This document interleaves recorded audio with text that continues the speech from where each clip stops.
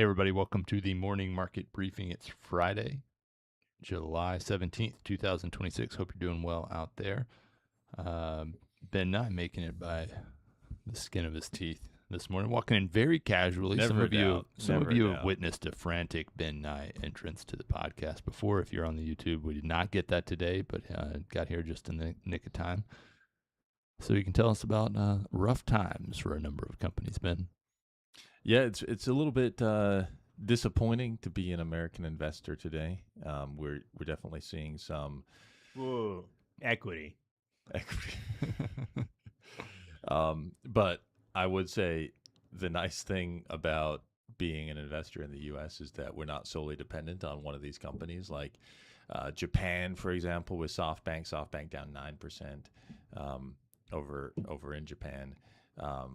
We definitely have some companies that are taking it on the chin this morning, but it's not going to be perilous to the overall state of the American equity backdrop. The first one is SpaceX, down 3% this morning after the rockets failed to fire last night. It's a tough look. They think they're going to give it another go next week. Personally, I'm surprised it's down. It shouldn't. The stock should not be down at all this morning, because anyone who's buying SpaceX in the hopes that, or based on the next rocket launch, are not buying SpaceX for the right reason. Yep. SpaceX is based on what's going to be the case in 10, 15 years, which really shouldn't change all that much, even though the stock is very volatile. Second thing is Google. This came out yesterday, but they're delaying the launch of Gemini 3.5 Pro. People were hoping that would get launched sooner, but now it's not meeting its internal coding requirements, and so that's not good. What does that mean? It means that you basically can't use it to code as effectively as some other products, like Cursor. Yeah, like Cursor. Nice. Or which SpaceX company now, or Claude, or Codex from OpenAI. And then on top of that, you had the Chinese company Moonshot release its Kimi K3 model. Can't make that up. That apparently outperforms or performs comparably to OpenAI and Anthropic's.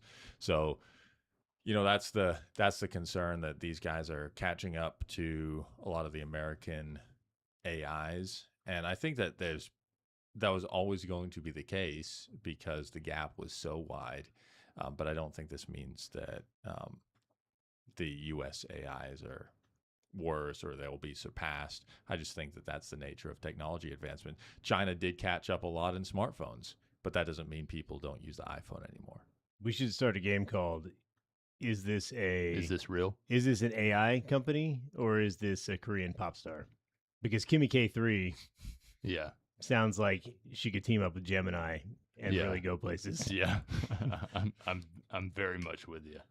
Yeah, it's really hard to keep up with like which of these things are real. We need an AI just to name AI tools. Like we need its own LLM that's just like, this is what you should call this thing. Yeah. So maybe Hicks could build that. I know Hicks has done some really great work with important things like license plates, using some of the powerful tools that we have available. So I thought I just was not being very observant, because I saw that earlier this week and his license plate, and I thought to myself, that's interesting. I wonder what the genesis of that is. And then I never asked Hicks because I didn't want to be that person who finally figured it out 6 months after everyone else knew. Yeah, so I don't know if we can do a reveal. It might be a violation of his privacy, but Hicks has a new license plate, and it is 93. Just says 93 on the back. 93, just two numbers sitting right there. It's been a passion project of his. He's wanted to get the lowest one he could get, and 93 was the lowest available, thanks to a tool he built that would scrape all the databases and submit queries to see what's available. Second lowest was what, 227?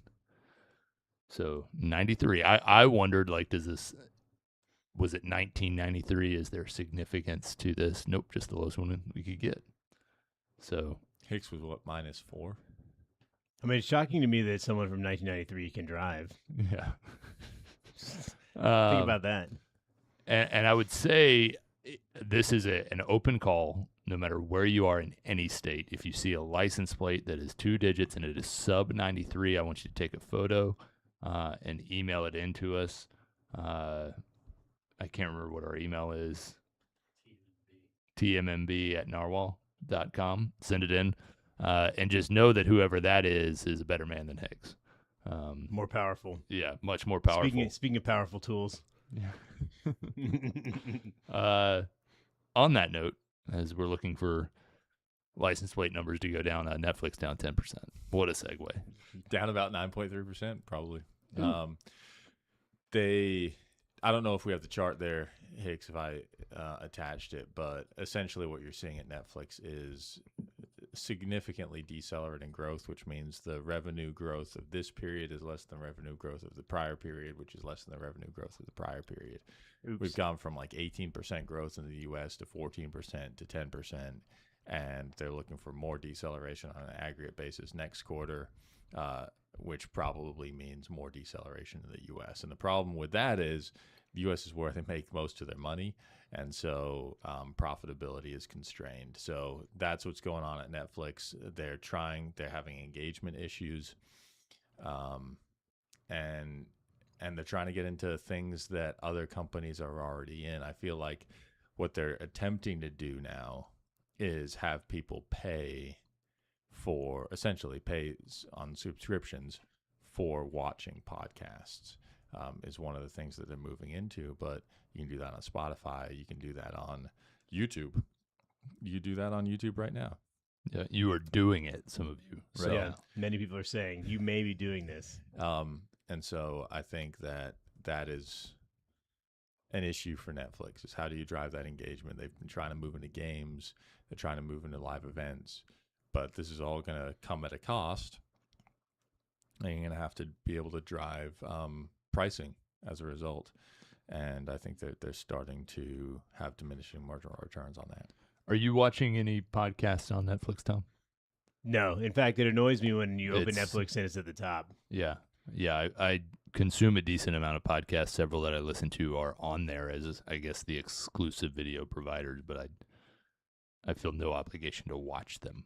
I'll tell you what a pet peeve is sometimes when I'll listen to a podcast on Spotify, I'll have the video on my phone, though I'm not usually actively watching it. But what it does is make it impossible to skip the ads. Yeah. Because then it has to load the video and it just fouls up the whole system. So I don't know, call me old fashioned, but watching podcasts is not something I'm real into. No. And also I think one of the things that Netflix is screwing up right now is sometimes there'll be what looks like a pretty interesting movie on Netflix, and then you click on it, it's like, wait, this is in Spanish. See. Yeah, there's a lot of they're really trying to push a lot of foreign you're like what's new on Netflix, and it's like some sort of Bollywood film, and you're like, why?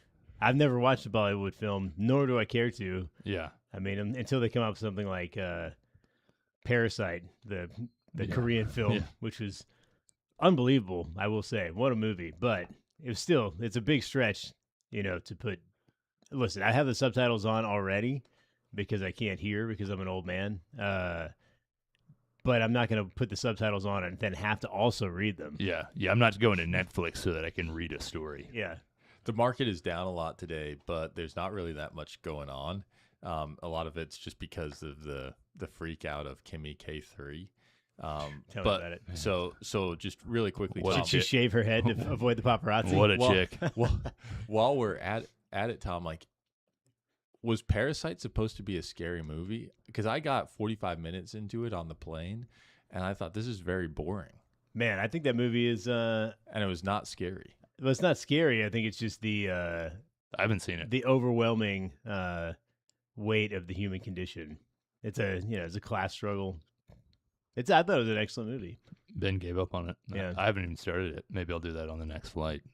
It's probably not even on there anymore. We talked about I watched Begonia and Marty Supreme on the last two flights. Yeah. Both great, I thought. Marty Supreme was good. Yeah.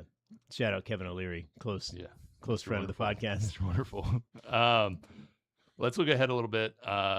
We do have some options expirations coming today. Ben, do you expect much volatility due to that? Yeah, I think that we'll see that. But the thing about options expiration is that you'll see a decent amount of volatility, but it'll be contained within a range because people end up having to close their positions. So I actually think that that's one of the reasons SpaceX is. I was kind of making a joke a little bit earlier about why SpaceX is not.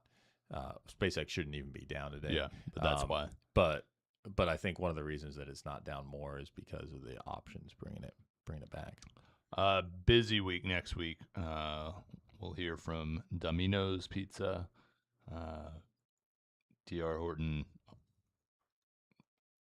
Graco. Trying to look at ones that I think are just going to be interesting off a massive list of earnings. Google, IBM, which already was down 25% on the pre-market.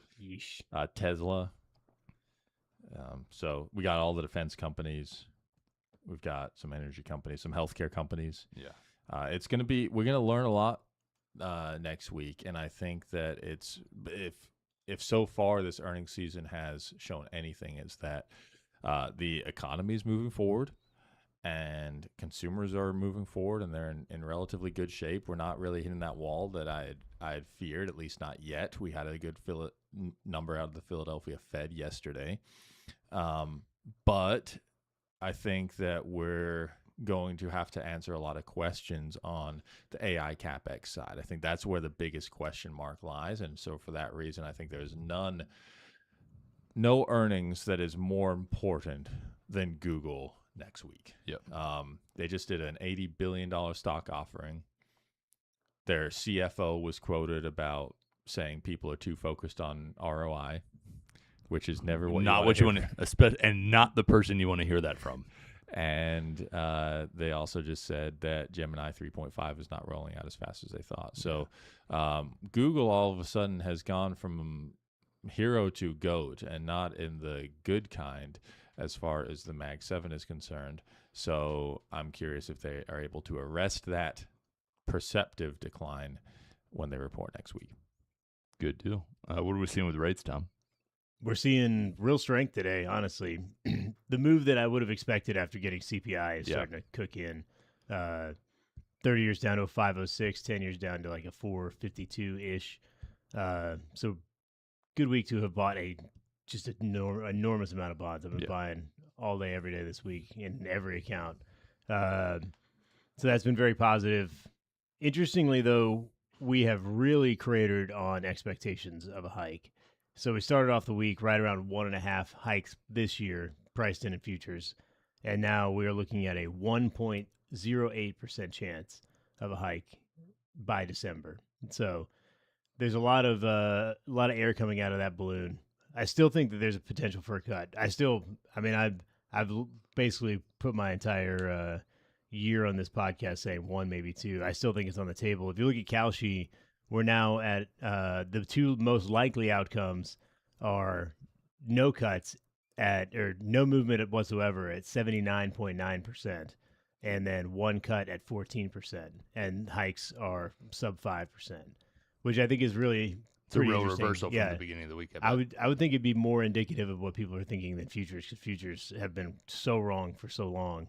I mean, anybody who was betting on 2 cuts or 2 hikes this year has gotten just waxed this week. So we'll see what happens. But I still, I think that's a pretty good probabilistic curve there. 80% chance, nothing, but a higher chance of a cut than a hike.